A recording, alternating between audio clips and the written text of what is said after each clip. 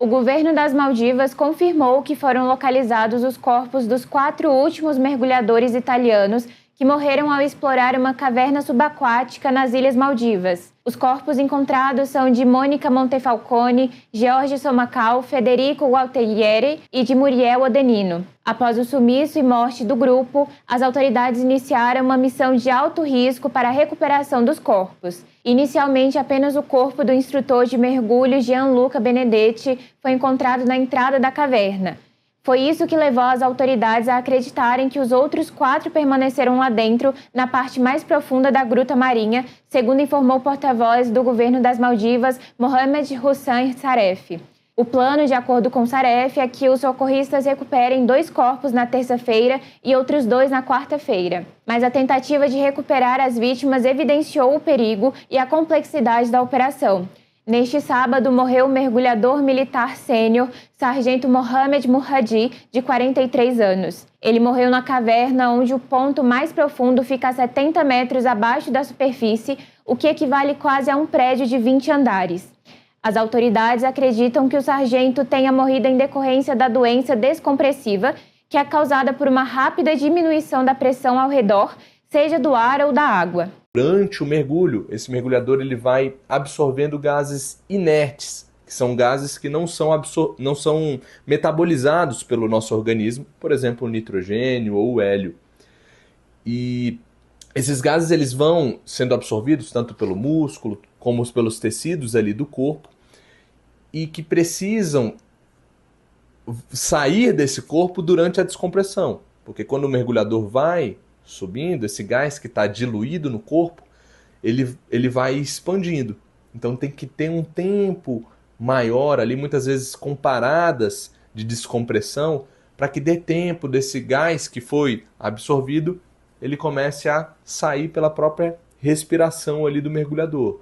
Tá? Caso contrário, se tem uma subida súbita, a gente também pode desenvolver algumas patologias, que a gente chama de doenças disbáricas, relacionadas aí à formação de bolhas. Então, doença descompressiva ou embolia arterial gasosa, né, que são algumas das doenças que podem acontecer ali quando a gente fala de um mergulho com a subida súbita.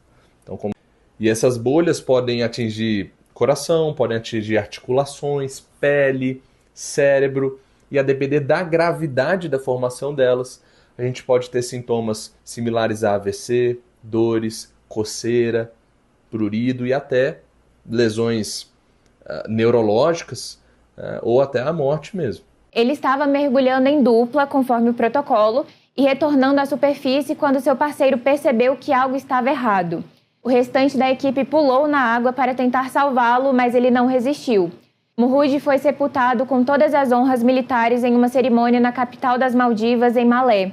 A operação foi retomada nesta segunda-feira após a suspensão temporária devido à morte de Murhadi.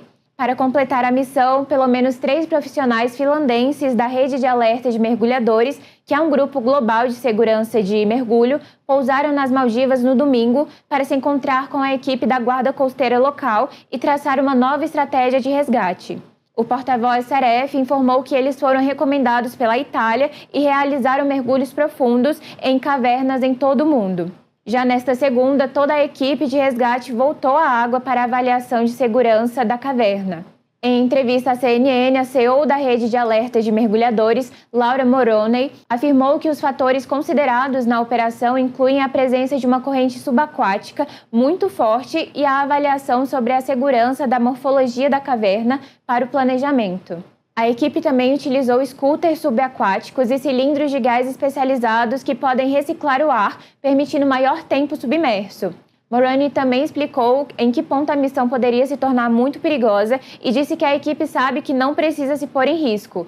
Então, se houver uma situação considerada arriscada, o mergulho será interrompido e eles retornarão para a superfície para replanejar, retornando somente no dia seguinte.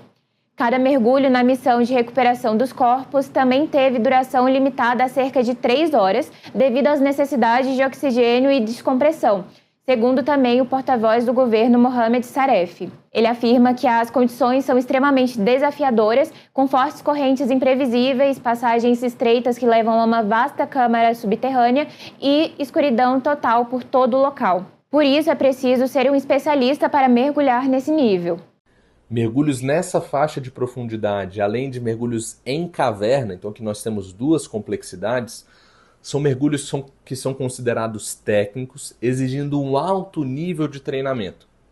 Além do treinamento, precisamos de, grande parte das vezes, múltiplos gases, múltiplos cilindros, ou até o que nós chamamos de rebreather, que é um equipamento em que o mergulhador ele recicla o próprio gás respirado. Então, mas mesmo com todo o treinamento, mesmo com os melhores equipamentos possíveis, esse mergulho ainda é considerado um mergulho de risco, tá? Por sua complexidade. Nós estamos em uma alta profundidade dentro de um ambiente de teto. Então, o risco nunca vai ser zero. Durante a operação de resgate, 2 mergulhadores sinalizaram a entrada da caverna, lançando um balão até a superfície da água. Foi isso que permitiu que outros membros da equipe nadassem diretamente em direção à entrada da caverna e aproveitassem ao máximo o tempo lá dentro. Mas antes de retornar à superfície, os mergulhadores precisam permanecer em águas rasas para descomprimir depois de irem a uma profundidade tão grande. Esse fato nos leva a algumas perguntas. O que acontece com o corpo humano ao atingir condições como essa? E o que pode ter acontecido com os mergulhadores encontrados na caverna? Em um mergulho de 50 a 60 metros, a pressão exercida no nosso corpo é cerca de 6 a 7 vezes maior do que na superfície. E isso acaba trazendo diversas alterações em como ele vai estar funcionando naquele ambiente. Por exemplo, a gente acaba absorvendo muito mais esse gás que está sendo respirado, e além disso, a gente consome mais esse gás, principalmente se tiver algum tipo de corrente, ou a água também, a temperatura da água também interfere isso. A depender do gás escolhido, a gente pode ter uma certa intoxicação por componentes daquele gás. Então, por exemplo, se a gente pega o ar comprimido, ele tem 21% de oxigênio e 79% ali de nitrogênio. Esse nitrogênio, ele pode chegar a níveis tóxicos, que nós no mergulho chamamos de narcose, que tem um efeito similar à embriaguez.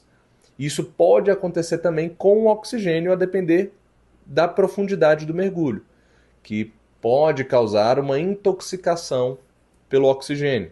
E grande parte dos sintomas, principalmente da narcose, são sintomas similares à embriaguez. Então o mergulhador ele pode ficar um pouco mais confuso e tudo mais. Tanto confuso, pode ter algum tipo de alucinação, perder ali a flutuabilidade, também o controle da flutuabilidade. Segundo os especialistas, essa profundidade também passa a ser perigosa porque pequenos erros se tornam fatais rapidamente e o mergulhador pode ter uma confusão mental sem nem perceber. E em meio a todas essas operações, uma investigação também está em andamento para apurar o que aconteceu com os mergulhadores e como eles chegaram a essa profundidade. Isso porque, como explica Saref, o porta-voz do governo das Maldivas, o mergulho recreativo e comercial só é permitido por lei até 30 metros. We will know soon enough about the circumstances and the equipment and how ready they were, how prepared they were. What I can tell you for certain though was they were qualified. They have dived in the Maldives not just recreationally but also technically on a number of occasions and was very familiar with the country and diving. I don't know whether they have dived to the same location before, but they definitely had a number of log dives in the Maldives across the country in different conditions. That much we know. Agora o mundo acompanha a continuação da retirada dos corpos e você vê todos os detalhes aqui no Metrópolis.